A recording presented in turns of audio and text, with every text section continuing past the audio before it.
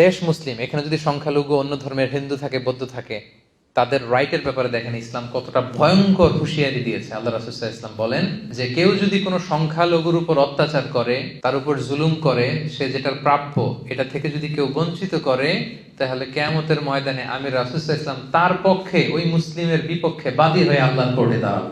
আপনি নামাজ পড়তে পড়তে কপালে দাগ ফেলাই দিয়েছেন, দাড়ি রাখতে রাখতে এত লম্বা জুব্বা, এরপরে হিন্দুদের বাড়ি দখল করতেছেন আর বলতেছেন আপনি বড় হাজী সাহেব। আল্লাহ রাসূল সাল্লাল্লাহু আলাইহি ওয়াসাল্লাম বলেন কিয়ামতের দিন আল্লাহ রাসূল ওই হিন্দুর পক্ষে থাকবে, আপনার বিপক্ষে।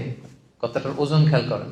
আল্লাহ রাসূল সাল্লাল্লাহু আলাইহি ওয়াসাল্লাম বলেছেন তুমি মুসলিম হও, তুমি হাজী হও, তুমি যেটা হও, তোমার বিপক্ষে থাকবে আমার অবস্থান কিয়ামতের দিন।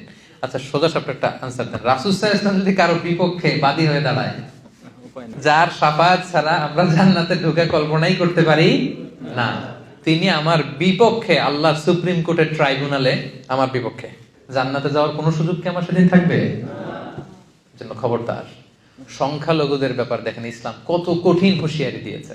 আমার হিন্দু ভাইরা, এই আলোচনা যদি কেউ আপনারা শুনেন, আপনাদের পক্ষে সে 1400 বছর আগে আপনাদের পক্ষে, আপনাদের রাইটস এর জন্য, আপনাদের অধিকারের জন্য রাসূল সাল্লাল্লাহু আলাইহি ওয়াসাল্লাম লড়াই করেছেন। স্পষ্ট ঘোষণা, সংখ্যালঘুদেরকে আক্রমণ করলে, এদের উপর অত্যাচার করলে, জুলুম করলে, এদের প্রাপ্য অধিকার থেকে বঞ্চিত করলে, আমি নবী কিয়ামতের দিন সংখ্যালঘুর পক্ষে দাঁড়াবো, তার বিপক্ষে দাঁড়াবো।